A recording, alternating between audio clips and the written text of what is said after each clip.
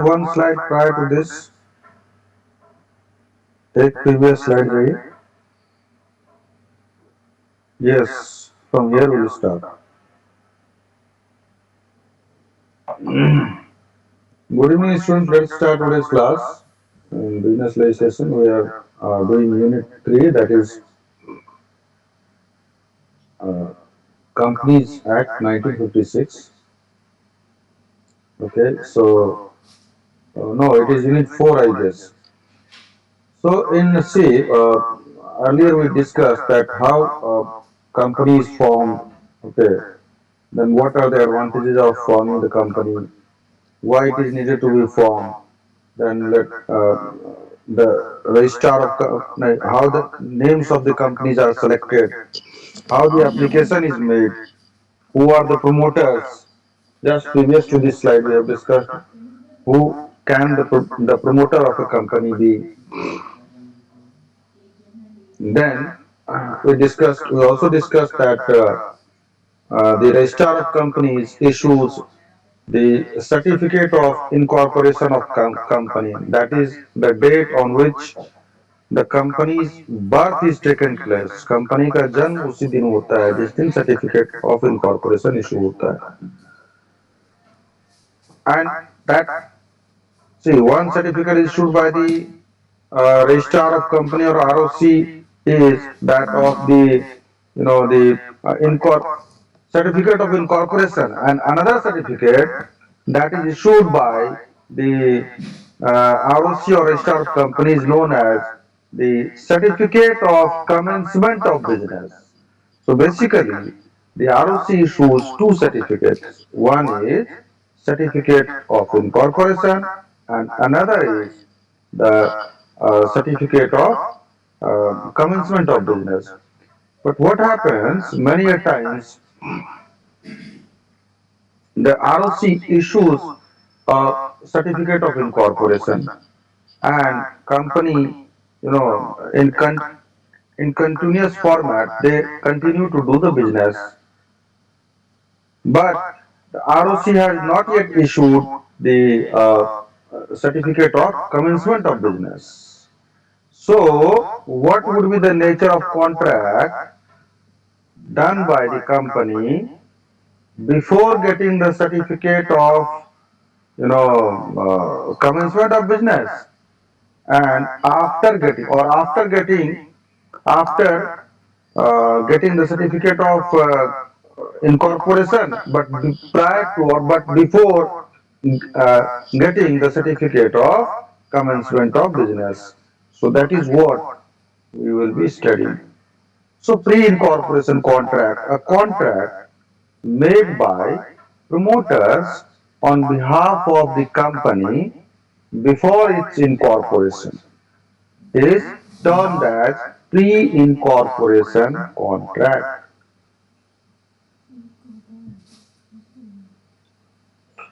So it is basically talking about a contract made by promoters on behalf of the company before it is its incorporation. Company का incorporation हुआ नहीं उसके पहले का contract. It is termed as the pre-incorporation contract. It is correct to say that a company can't ratify PIC. PIC stands for pre-incorporation contract. It is correct to say क्योंकि certificate तो आपने आपको मिला नहीं. जैसे इसको हम ऐसा कह सकते हैं कि आपने लेट अस से 12th का एग्जाम दिया और रिजल्ट आपका आया नहीं और आपने ग्रेजुएशन में एडमिशन ले लिया. ठीक है. अब ग्रेजुएशन में एडमिशन लेने के पहले रिजल्ट तो आपका आया नहीं, आप पास है. हो सकता है कि रिजल्ट के बाद आप फेल हो जाएं, ये भी हो सकता है. तो फेल हो गए तो आपको तो पहले +2 क्लियर करना होगा ना, उसके बाद ग्रेजुएशन में जाइएगा आप. तो in actual you are not eligible, but still, okay. So company gets its legal status only after incorporation. Company legal format में कब आती है? उसके इनकॉर्पोरेशन होने के बाद ही आती है. Therefore, The only remedy open to the company after incorporation is to enter into a fresh contract. Yes, sir. तो कंपनी के लिए क्या इलाज बचता है भाई कि इनकॉर्पोरेशन होने के बाद आप एक फ्रेश कॉन्ट्रैक्ट में एंटर होइए। Next slide, next page.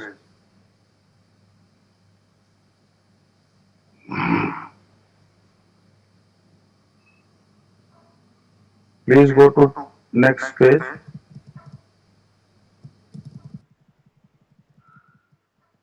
Legal position of pre incorporation contract. देखते हैं इसका क्या लीगल पोजीशन होता है। Now the promoters, while entering into preliminary contracts, are treated as agents of the company that is about to be formed. जो company बनना है या जो कंपनी बनेगा उसका जो प्रमोटर है, तो while entering into preliminary contracts मतलब कंपनी अभी फॉर्मेशन हुआ नहीं है, कंपनी का कंपनी अभी बना नहीं है और उसका प्रमोटर किसी के साथ कॉन्ट्रैक्ट में एंट्री कर रहा है, तो उस तरह का जो एंट्री होता है तो उस टाइम पर में जो प्रमोटर्स हैं कंपनी के उसको एज ए एजेंट समझा जाएगा। किसका? कंपनी का। The promoters while entering into preliminary contracts are treated as agents of the company that is about to be formed। जो कंपनी फॉर्म होना है उसी का एजेंट माना जाएगा। The legal position is that for a valid contract, two consenting parties are necessary। तो देखिए भाई लीगल पोजीशन क्या है, is that for a valid contract, एक वैलिड कॉन्ट्रैक्ट करने के लिए two consenting parties are necessary. दो ऐसा पार्टी होना चाहिए जो दोनों राजी हो, कंसेंटिंग मतलब राजी होना चाहिए। Are necessary for and a company before incorporation is a non entity. परंतु एक कंपनी क्या है, इनकॉर्पोरेशन के पहले एक नॉन एंटिटी है, वो एंटिटी नहीं बनता है। A pre-incorporation contract which is purported to be made by the company which does not exist is a nullity।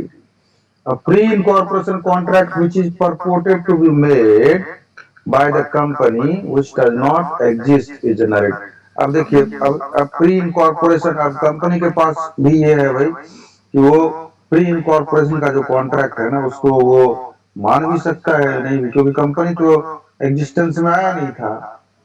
So that is why they are saying a pre-incorporation contract which is purported to be made by the company which does not exist is a nullity। Thus, when the company comes into existence, it can neither sue nor be sued on that contract। अब जब company बन गया है तो जिसके साथ वो contract हुआ था ना तो वो कंपनी के ऊपर केस कर सकता है और ना ही कुछ गड़बड़ होने पे कंपनी उस पार्टी के ऊपर केस कर सकती है, क्योंकि कंपनी तो एग्जिस्टेंस में आई ही नहीं थी। Next page.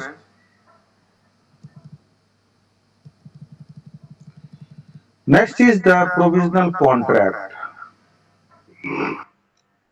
तो प्रोविजन जैसे मैंने डिस्कस किया था, प्रोविजनल क्या होता है, अगर आप ग्रेजुएशन वगैरह करेंगे तो आपको पहले एक प्रोविजनल सर्टिफिकेट मिलता है, बाद में मिलता है ओरिजिनल। तो प्रोविजनल मतलब हो गया कि आपको मिल गया है और बाद में ओरिजिनल मिलेगा, और उस प्रोविजनल से आप तुरंत आपको काम है तो कर सकते हैं। So provisional contract refers to the contract entered into by the public company after its incorporation but before it is issued certificate to commence business। तो ये कैसा सर्टिफिकेट है, ये एग्जाम में आ सकता है। Provisional contract refer to the contract entered into by the public company after its incorporation. Incorporation हो चुका है, सर्टिफिकेट ऑफ इनकॉर्पोरेशन मिल चुका है, but before it is issued certificate to commence, मतलब certificate of commencement of business के issue होने से पहले and certificate of incorporation issue होने के बाद बीच का जो पीरियड है उस टाइम में जो कॉन्ट्रैक्ट होता है उसको बोलते हैं provisional.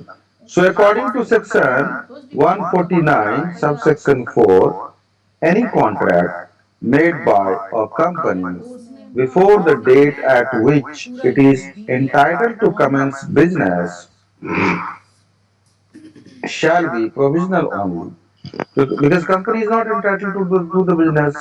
So that is why those kind of contracts are known as the provisional only and shall not be binding on the company until that date, and on that date it shall become binding.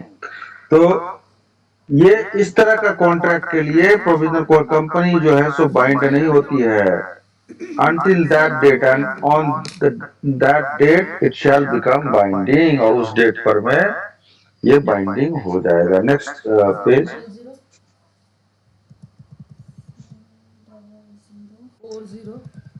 The constitution of the company. Constitution मतलब क्या होता है भाई? संविधान. ठीक है, नियम कानून विधान. The companies constitution assembly essentially the company's constitution essentially consists of two documents, the memorandum of association and the articles of association. Company का मेन जो डॉक्यूमेंट है ना, दो डॉक्यूमेंट है. एक है मेमोरेंडम, एक है मेमोरेंडम ऑफ एसोसिएशन जिसको बोलते हैं MOA, और एक है आर्टिकल्स ऑफ एसोसिएशन जिसको बोलते हैं AOA. Now these are essential documents as they set out why they are called as important documents or the constitution documents or essential documents, because it sets out the nature and character of the company. उसमें define करना होता है कि company का nature of business क्या है, company का क्या काम रहेगा, क्या करेगी company. That has to be defined. So nature of business is defined, sets out the nature and character of the company.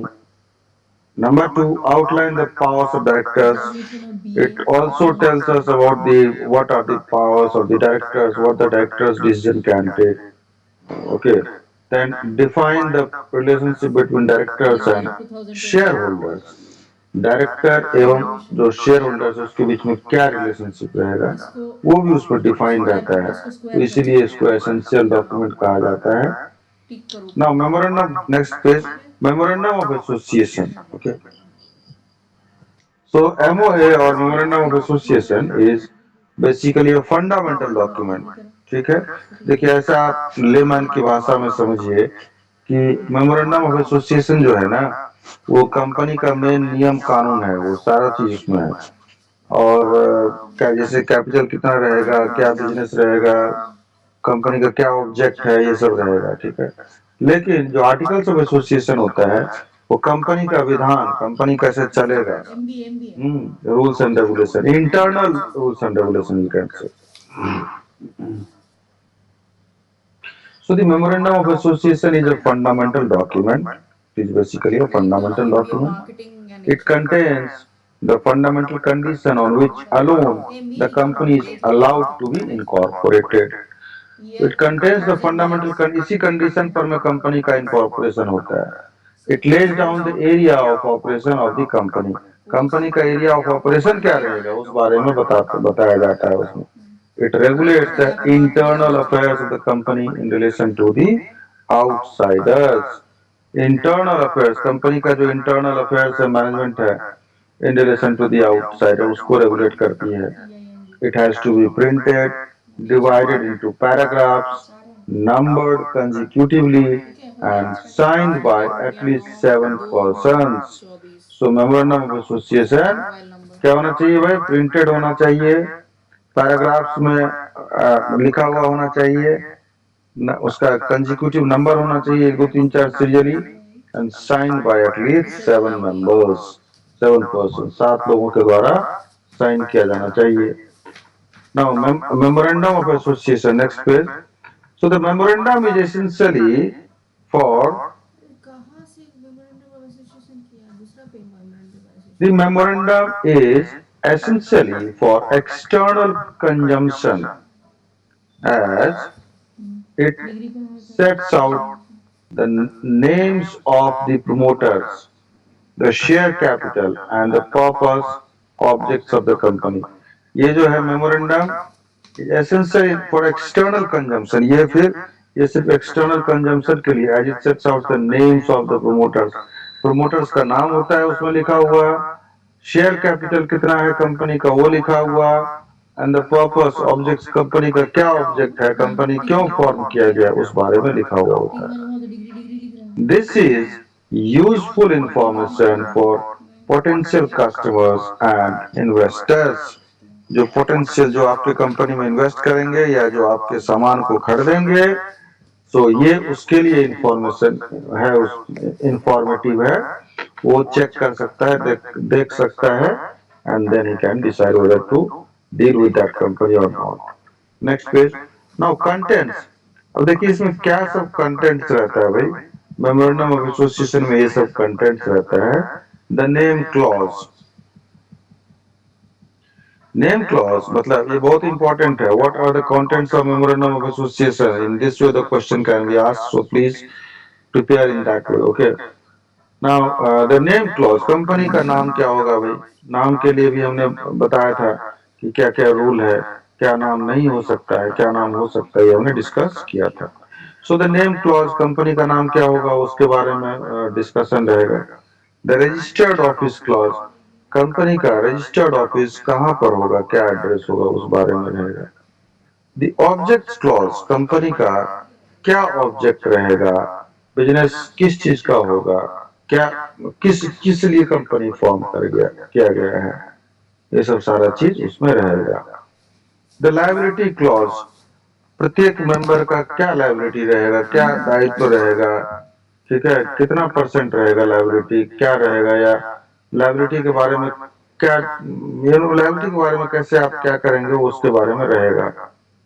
Then capital clause, company का कितना कैपिटल होगा, कैपिटल के बारे में हमने डिस्कस किया था एक बार कि कैपिटल जो है must be, there must be some authorise capital, then you know authorise के बाद क्या होता है कि issued capital, subscribe capital, then called up capital, then paid up capital, इस तरह से 6-7 तरीका है।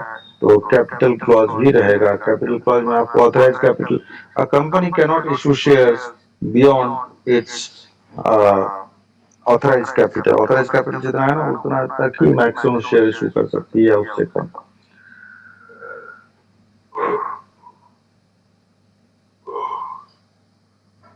Yes, next is association clause. Association clause एक रहेगा अलग से ना, मेमोरेंडम, ये आर्टिकल्स ऑफ एसोसिएशन है, then memorandum of association. Next page.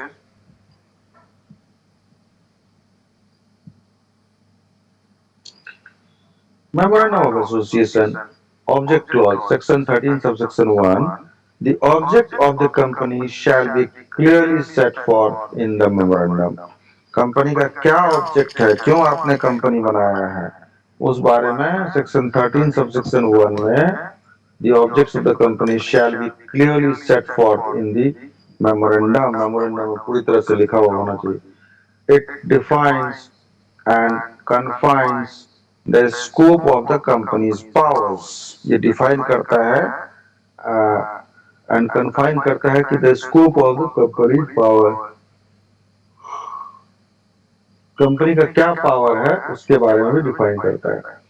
The object clause in the memorandum must state, अब देखिए ऑब्जेक्ट क्लॉज है ना, मेन ऑब्जेक्ट है ना अदर ऑब्जेक्ट, कंपनी का मेन बिजनेस क्या है वो लिखिए, अनदर बिजनेस क्या है वो भी लिखिए। So the main object of the company to be pursued by the company on its incorporation and the object incidental to it. अब incidental to it, अभी देखिए आप जो है मान लीजिए कुछ एक ऐसा प्रोडक्ट बनाते हैं जो आपका मेन प्रोडक्ट है और सब्सिडरी प्रोडक्ट या कुछ ऐसा एक प्रोडक्ट है जो अपने आप निकल जाता है या उसका वेस्टेज जो है ना वो भी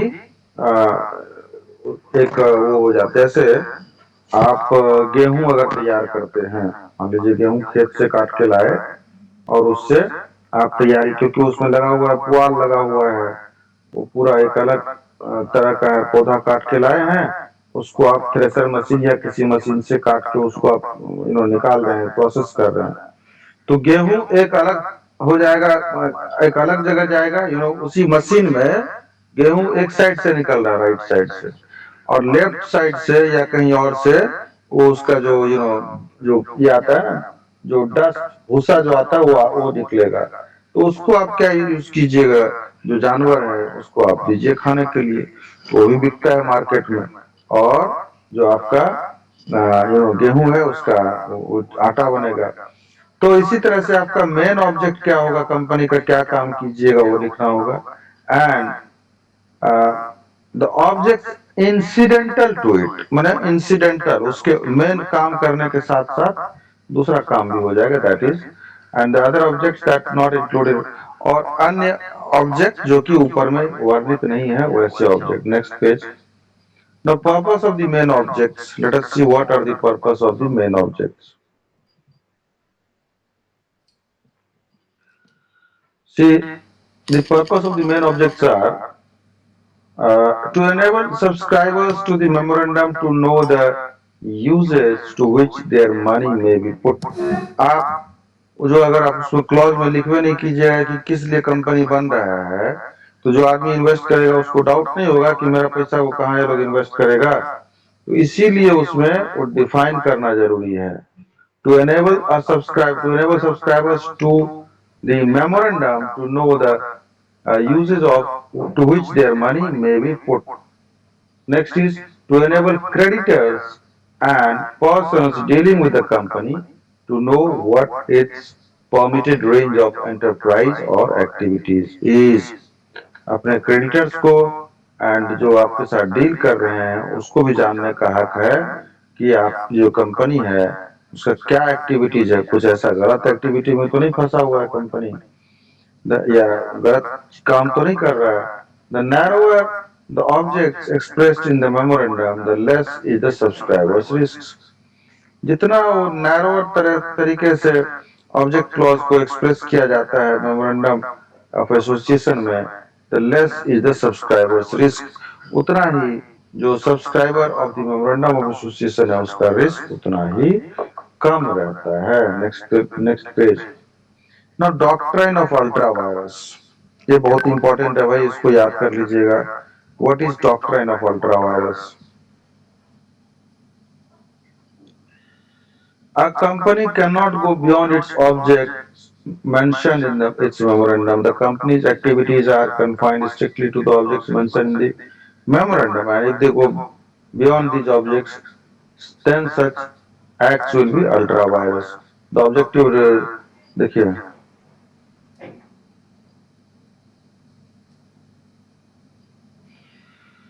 कंपनी का ऑब्जेक्ट, मान लीजिए अगर कंपनी का ऑब्जेक्ट है कि भाई स्कूल चलाना, अब वो स्कूल चलाना है और कंपनी क्या कर रही है, कोयला बेच रही है।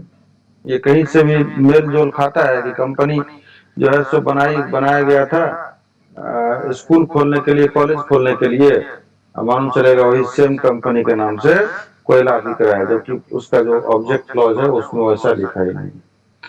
So a company cannot go beyond its objects mentioned in its memorandum. Memorandum में जो लिखा हुआ है ना ऑब्जेक्ट, उसके बियॉन्ड कंपनी जा ही नहीं सकता है, नहीं जाना चाहिए, जाता है तो गलत चीज है। The company's activities are confined strictly to the objects mentioned in the memorandum. और कंपनी का जो एक्टिविटीज है, जो भी काम करेगी company, are confined strictly to the object, वो जो है सो पूरी तरह से उसी से बंधा हुआ है, किससे? ऑब्जेक्ट से। And if they go beyond these objects then such acts will be ultra vires. और कंपनी अगर अपने ऑब्जेक्ट में जो लिखी है उससे अगर अलग चले जाती है, जैसे स्कूल चलाना है और स्कूल चला रही है साथ में कोयला भी बेच रही है जिसके बारे में लिखा ही नहीं है, देन इस तरह का जो काम है that will be called as acts of the doctrine of ultra vires. So the object of, और ये बहुत इंपॉर्टेंट है, this is very important, ultra vires, okay, this will definitely come in the exam if it has not been asked immediate last exam, previous exam, okay. So the object of declaring such an act as ultra virus is to protect the interest of shareholders and all others who deal with the company. इसका object यही है कि जो लोग company के साथ जुड़े हैं, चाहे वो शेयर होल्डर हो, चाहे वो और भी कस्टमर हो, सभी के इंटरेस्ट को प्रोटेक्शन देना है ताकि उसके साथ कोई धोखाधड़ी नहीं हो जाए। इसलिए ये अल्ट्रा वायरस लाया गया है, doctrine of ultra virus. Next page. Next thing is alteration of memorandum. अब देखिए, बहुत बार क्या होता है कि मेमोर ऑल्टरेशन मतलब क्या होता है, कुछ बदलाव लाना। ठीक है, तो बदलाव लाना। To alter the memorandum, the provisions of the memorandum can be divided into two: conditions and other provisions। आपको अल्टर करने के लिए दो भागों में बांटा गया है प्रोविजन को। Now conditions and other provisions. So what are the conditions? Are the main provisions included in the memorandum? Main जो प्रोविजन है क्या वो मेमोरेंडम ऑफ एसोसिएशन में लिखा गया है? They can be altered as per the express provision laid down in the Companies Act. So they can be altered. What can be altered?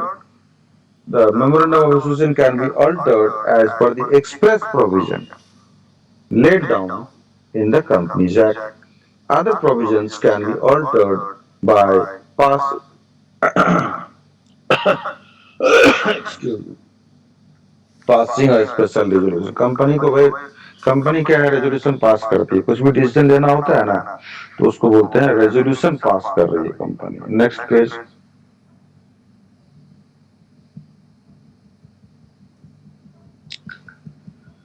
Doctrine of ultra virus again. Company exists only for the objects which are expressly stated in its object clause or which are incidental to consequential upon these specified objects। ठीक है, अब मैं बता रहा हूं आपको कि मान लीजिए सहारा है। अब सहारा कंपनी ने आपसे पैसा लिया कि भाई लाओ पैसा तुम्हारा, तुम्हारा पैसा को हम कहीं पर इन्वेस्ट करेंगे और उससे प्रॉफिट कमा करके तुम्हारा पैसा को सुरक्षित रूप से 5 साल में वापस करेंगे। बट लेट अस से after completion of 5 years when you visited the Sahara branch office, what they said to you? They said to you that okay, we cannot you honor your certificate, we cannot redeem, you cannot redeem your certificate। in fact, redeem मतलब निकालना या withdraw। ठीक है, तो आप नहीं निकाल सकते हैं पैसा। क्यों भाई? क्योंकि हमारे पास पैसा है ही नहीं। तो ऑनर योर सर्टिफिकेट, आप हमको जो हमने जो आपको सर्टिफिकेट दिया था एफडी का। अब सहारा बीच में क्या कर रहा है, उस कस्टमर से पैसा ले रहा है एक बात पे कि 5 साल में आपको डबल देंगे, और उस पैसा को लेकर के जो है कहीं कुछ और इन्वेस्ट कर रहा है। तो what is this? Let us से Sahara company A and Sahara company B, they have taken money in the name of A, and what they are doing, they are just channelizing, or they are just utilizing the money uh, obtained in A company, and it has been utilized in B company. In that case, what will happen? So company is not doing or not conducting uh, as per the objects for which it has been formed. So ultravirus will come. So company exists only for the objects which are expressly stated in its object। Object clause में जो लिखा हुआ है ना, सिर्फ कर सकती है which are incidental to it। या उसके मान लीजिए कोई किसी ने खोल सकता है, कॉलेज में भी फिर डिप्लोमा सेंटर भी खोल सकता है, आईटीआई भी खोल, तो इस तरह का चीज, सेम चीज ऐसा खोल, ये नहीं कि अनरिलेटेड कुछ भी लिखा है कुछ और कर रहा है कुछ।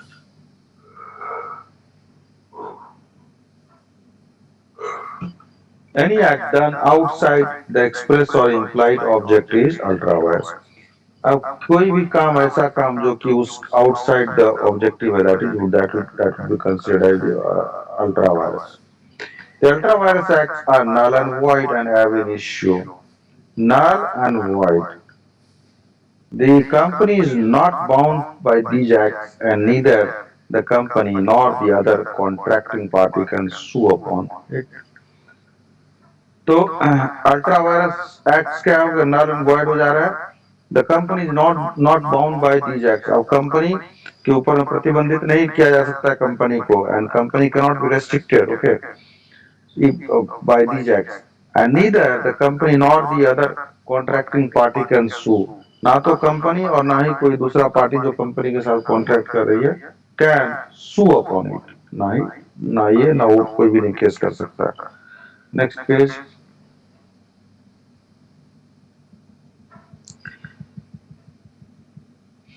In case a company is about to undertake an ultra-virus act, then the members of a company, even a single member, can get an order of injunction from the court restraining the company.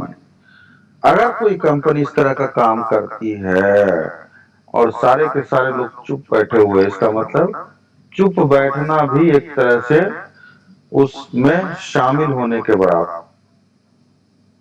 नहीं उठा रहे. So in case a company is about to undertake an ultra virus act, अगर कोई company ultra vires का काम शुरू करने वाली है, the members of the company, even a single member, even if a single member can get an order of injunction from the court restraining the company. माने single कोई मेंबर भी है ना, शेयर होल्डर भी है, तो वो भी कोर्ट में जा करके एक ऑर्डर पास करवा सकती है, ऑर्डर ले सकती है ऑर्डर कोर्ट से, और कंपनी को ऐसा करने से रोका जा सकता है.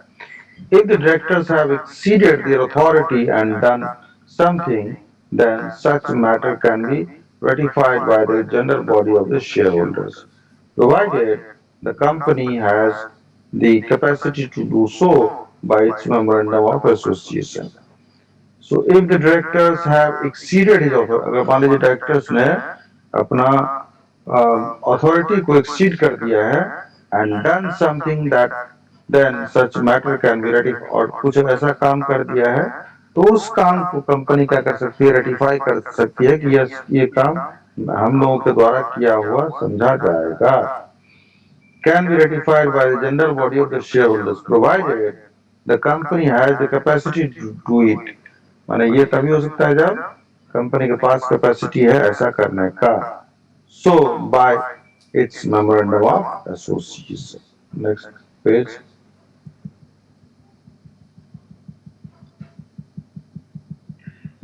Any property acquired by a company under an ultra-virus transaction may be protected by the company against damage by third persons.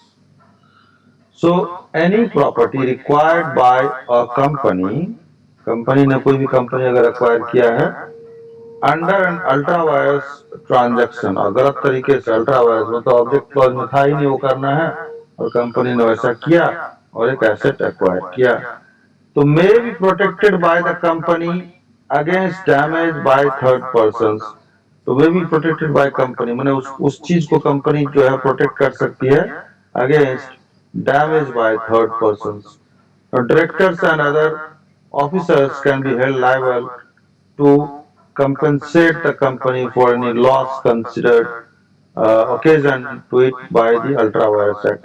अगर मान लीजिए ऑब्जेक्ट क्लॉज से अलग तरह का चीज कुछ करता है किया जाता है, तो डायरेक्टर ऑफ द कंपनी, जो कंपनी के डायरेक्टर हैं, director and other officers can be held liable, उसको जिम्मेदार ठहराया जा सकता है. तो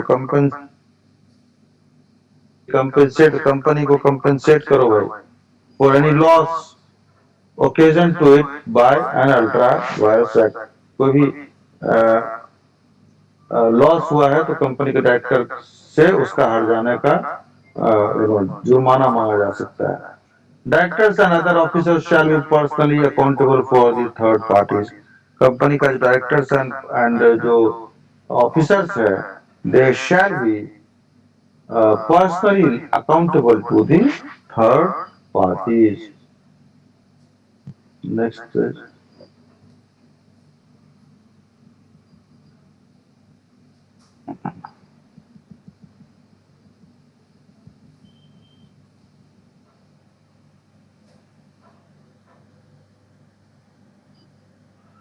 Money or property gained through an ultra-wires transaction available in specie or capable of being identified shall be restituted or restored to the other party.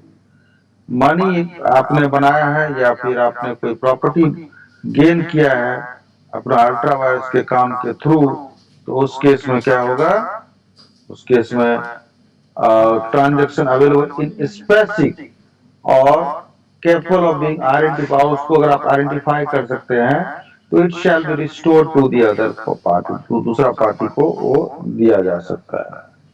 In case an ultra-wires loan taken by a company is used for the payment of its intra-wires debts, the lender of the ultra-wires loan is substituted in place of the creditor who has been paid off and as such can recover money. अगर आपने देखिए ultra vires का उल्टा क्या होता है, intra virus. Ultra vires and intra virus. अगर आपने झूठ बोल के कोई लोन लिया है और उस लोन को आपने एक्सीड करके, अपना अथॉरिटी एक्सीड करके लोन लिया है और उस लोन को आप यूज कर रहे हैं जो एक्चुअल लोन है कंपनी का उसको पे ऑफ करने में, तो यही कहा है. In case an ultra wires loan taken by the company is used for the payment of its intra wires debts, then the leader of the lender of the ultra wires loan is substituted in place of the creditor. तो उस case में क्या होगा, the lender of the ultra vires loan, जो क्या होता है borrower, एक होता है लेंडर जिसने आपको लोन दिया है, ultra vires loan is substituted, तो उसको प्लेस में सब्स्टिट्यूट कर दिया जाता है किसको, जो क्रेडिटर है उसको, वो हैज और बीन पेड ऑफ, एंड फिर उसको वो उस पावर होता है कि अपना पैसा को वो रिकवर कर सके, इतना उसको अथॉरिटी एंड पावर है. Next slide. Now articles of association, late us see what is articles of association.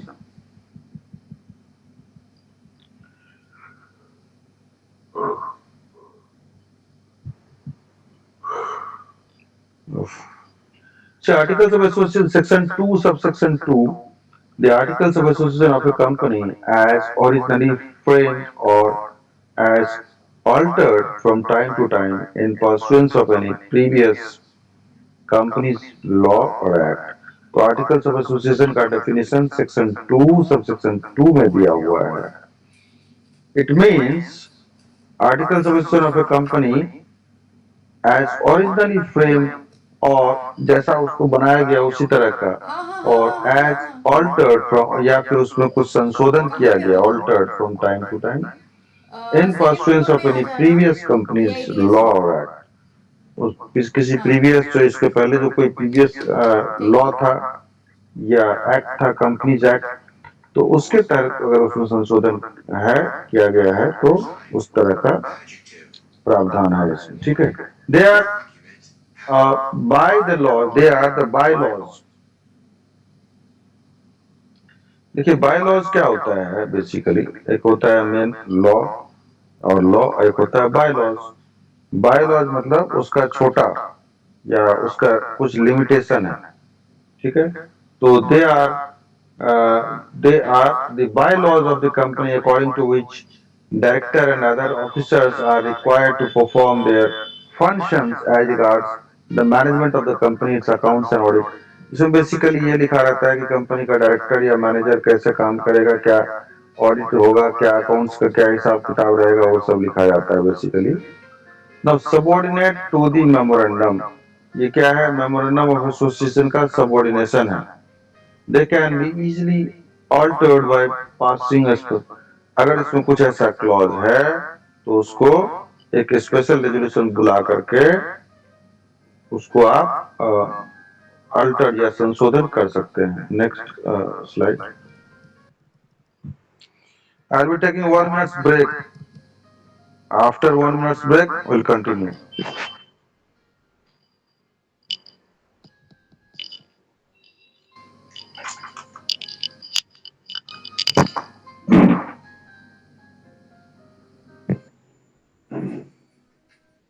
हाँ हाँ, सेकंड JITS लिखा है। हाँ हाँ हाँ।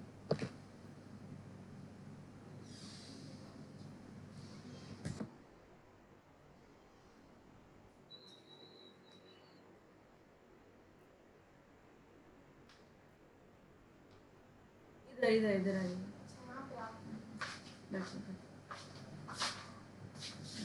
कितना जन आप लोग अकेले अकेले हैं? हाँ हम अकेले हैं। एक मेरी फ्रेंड है, बोल रही है करेंगे यहाँ से। वो बोली पहले तुम बात कर लो, पता कर लो। आज तो एक तो सेशन भी हुआ था कॉलेज से। अच्छा हाँ, मेरा online डिप्लोमा है session। मैम। अच्छा, हाँ डिप्लोमा क्या है आपका? CS। हाँ तो ठीक है, कोई दिक्कत तो नहीं। मैम कब से मेरा होगा क्लास, तो बता दीजिए। और फीस मैम फीस हम 5 तारीख को सबमिट कर दें, 4000 उसी दिन दे देंगे। ठीक है, 5 तारीख को। हाँ 5-6 ऐसी। ठीक है। ठीक है, तो क्लास कब से आएंगे वो बताइए। देख लेते हैं। एक्चुअली मेन हमारा ये क्या है ना, हम लोग और मैम ग्रुप यही मशीन लर्निंग है ये ऐसा तो कुछ। हम लोग को करवाते नहीं है, ये ASP.NET पे हम लोग करवा रहे हैं अभी। फ्रंट डेवलपमेंट में। हाँ, वेब डेवलपमेंट फ्रंट ASP.NEट में ही करवा रहे हैं। फ्रंट एंड HTML से जावास्क्रिप्ट के Now let us see what are the contents of लेकिन मैम आजकल AI learning machine articles of association. लेकिन So उसका different classes of Python में कर सकते shares हैं, and rights of shareholders. लेकिन ASP.NEट In में this बहुत in डिमांड this है। articles of association, चीज अगर तुम लोग को what are written? Number first point is different classes of different web development का ही हम लोग प्रोजेक्ट करवाएंगे। different classes of shares means what? Preference shares, equity shares, right shares, bonus shares, but mainly regarding equity share and preference shares. So different classes of shares uh, and the shareholders' rights would be written as a first point. So different classes of shares and rights of shareholders. Okay. Number two, procedure for making an issue of share capital and allotment thereof. में ही आएगी। How the shares will be issued. देख लेते हैं। Okay. What will be the procedure of issuing shares college से मेरी and बात हुई है। how would they be allotted to the shareholders? So regarding this thing would be mentioned अच्छा rule of सारे स्टूडेंट्स issue capital. और online Then करवा रहे procedure हैं for issue of share certificate and share online warrants. नहीं करना मेरे को। ऑनलाइन बेनिफिट्स भी नहीं होता कोई है। बेनिफिट नहीं है। शेयर का जो सर्टिफिकेट इशू किया जाएगा शेयर होल्डर को, उसके बारे में भी उसमें वर्णन रहेगा एंड शेयर वारंट्स के बारे में भी रहेगा। For feature of shares and other and the procedures for their reissue. Share को फॉर फीचर किस कंडीशन में कर सकते हैं या किया जाएगा और उस फॉर फीचर करने का तरीका क्या होगा, उस बारे में भी इसमें लिखा हुआ रहेगा और उसी जो लिखा हुआ है उसी के अनुसार कंपनी काम करेगी। ना procedure for transfer and transmission of shares. बहुत बार शेयर्स क्या होता है, एक शेयर होल्डर से दूसरे शेयर होल्डर में, ठीक है, ट्रांसफर होता है, दैट इज ट्रांसफर। एंड बहुत बार मान लीजिए एक शेयर होल्डर है, वो नहीं है उस दुनिया में, तो उसका शेयर को ट्रांसमिशन भी करते हैं, तो उसका क्या तरीका होगा उस बारे में लिखा हुआ रहेगा। ये सब सारा चीज लिखा रहेगा। Next page. सितंबर और अक्टूबर 2 महीना पूरा लग जाएगा। ठीक है, लेकिन फिर स्टार्ट कब से कीजिएगा वो बता देते हैं। नेक्स्ट वीक से सर तो बोल रहे थे तो आपके कॉलेज के कि नेक्स्ट वीक नेक्स्ट पेज। तो मंडे से बोले सर। और टाइमिंग 6 बजे से है ना। हाँ आपका वो रहेगा, लेकिन मुझे पहले ग्रुप देखना होगा main. The time lag between calls on shares. देखिए time lag between calls on shares, conversion of shares into जब स्टॉक। तक नहीं बने तब तक नहीं होगा। ठीक है, time lag between calls on shares. Shares को जो कॉल करते हैं, call in arrear, call on shares, मतलब जो कॉल पे जो मनी मंगाते हैं। जैसे आपने क्या किया, शेयर को पहले कुछ एप्लीकेशन मनी एप्लीकेशन मनी के रूप में मंगवाया, कुछ पैसा आपने क्या किया, अलॉटमेंट जो किया शेयर उस टाइम पर मंगवाया तो एप्लीकेशन हो गया, अलॉटमेंट हो गया। फिर कुछ पैसा आप फर्स्ट कॉल में मंगवाएंगे, कुछ पैसा सेकंड कॉल में मंगवाएंगे, और जो बाकी बचा हुआ पैसा है वो आप फाइनल कॉल में मंगवाएंगे। So these are basically, the provisions. So time lag. So ये सब चीज के बीच में कितना का टाइम लैग होगा, पीरियड होगा between calls on shares, conversion of shares into stock, और अगर शेयर को स्टॉक में कन्वर्ट करना है तो उसमें कितना समय लगेगा वो भी रहेगा। Directors, there appointment, remuneration, qualification etcetera. Company का जो डायरेक्टर होगा, ठीक है, वो कौन होगा डायरेक्टर, उसको कैसे अपॉइंट किया जाएगा, अपॉइंटमेंट का तरीका क्या होगा, उसको कितना पैसा दिया दिया जाएगा, रेम्यूनरेशन मतलब कितना पैसा कंपनी उसको देगी, मतलब स्टार्ट हो जाएगा फिर। उसका क्वालिफिकेशन क्या होगा, ये सब चीज के बारे में, डिफरेंट डिफरेंट चीज के बारे में उसमें वर्णन रहता है। अकाउंट्स एंड ऑडिट, कंपनी का जो अकाउंट्स है वो कैसे बनेगा, कोई नहीं है, लेकिन क्या हिसाब किताब रहेगा, कैसे फॉलो होगा, वो अकाउंट्स के बारे में रहेगा।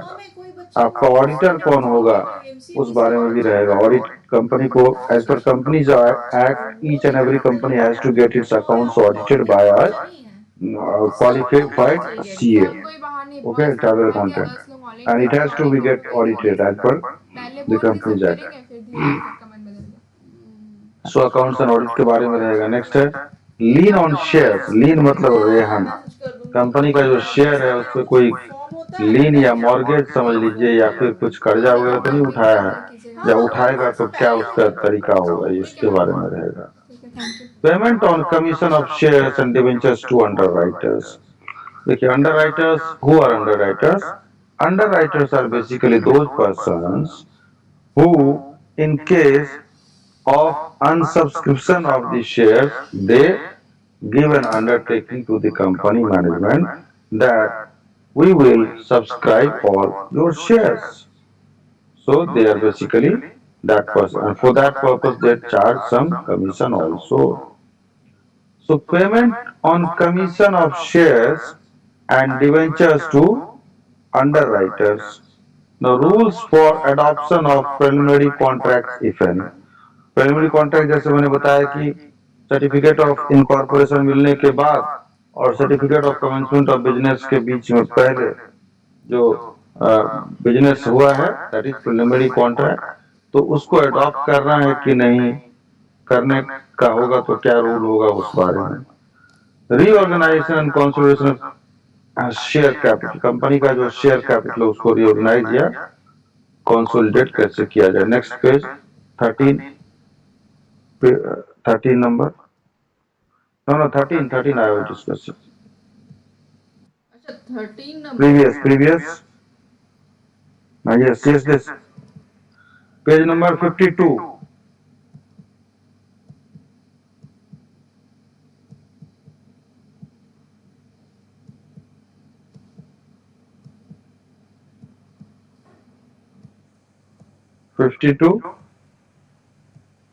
Yes, I am discussing. Okay, articles of association is there. Now, point number 13 is alteration of share capital and buyback of shares. Just uh, immediately previous to this slide. The slide, yes, this slide, yes, this slide, yes. So, alteration of share capital and buyback of shares. Alteration means what? Share capital को alter कर रहे हैं आप, ठीक है, buy back कर रहे हैं, शेयर को आप डिवेंचर में कन्वर्ट कर दे रहे हैं या नहीं कर रहे हैं, या डिवेंचर को इक्विटी शेयर को प्रेफरेंस शेयर में कन्वर्ट कर दे रहे हैं, तो that kind of rule. Then buy back of share, आप कंपनी जो है, कंपनी का शेयर्स को कंपनी ही खुद खरीद रही है, that is a buy back. Borrowing powers of directors, directors का कितना पावर रहेगा बोरो करने का, ठीक है, उसके बारे में रहेगा।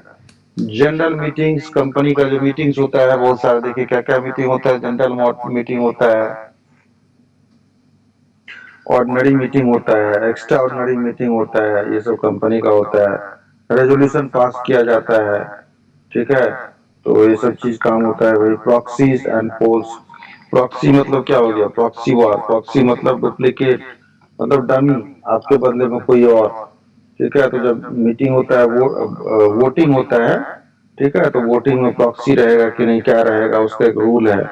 वोटिंग राइट्स ऑफ मेंबर्स, प्रत्येक मेंबर का वोटिंग राइट का क्या हिसाब किताब रहेगा, उस बारे में वर्णन रहेगा। Dividends and reserves, company dividend कितना डिक्लेयर करेगी और क्या हिसाब किताब रहेगा, एंड रिजर्व्स का क्या हिसाब किताब रहेगा, उस बारे में रहेगा। वाइंडिंग अप, कंपनी को कैसे समाप्त किया जाएगा, कंपनी को जैसे बनाने का प्रोसीड्यूर।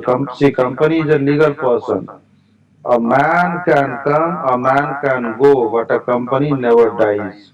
कंपनी, आदमी आता है आदमी चला जाता है, लेकिन कंपनी कभी मरता नहीं है, मरती नहीं जब तक उसको मारा नहीं जाए। कहने का मतलब वो वैधानिक रूप से फॉर्मेट में आती है, कंपनी फॉर्मेट में, और वैधानिक रूप से ही उसको खत्म किया जा सकता है, winding up. Next page.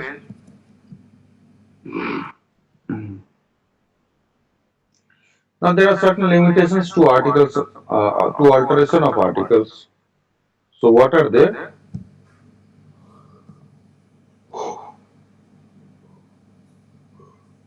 The limitations to alteration of articles. Now, alterations should not be inconsistent with the provisions of the Act or any other statute or conditions contained in the memorandum. आप alteration तो कर सकते हैं, ठीक है, articles of association में, लेकिन वो आप ही का जो प्रोविजन है उस प्रोविजन को, या आपने जो कानून बनाया है उसको ओवरराइड नहीं कर दे, या उसको मानते हुए, उसको फॉलो करते हुए तभी ऑल्टरेशन होना चाहिए। Case M R Kamath versus Canara banking corporation limited, इसमें क्या हुआ था? इस केस में a company pass a resolution expelling a member and authorizing the directors to register the transfer of his shares without the transfer deed.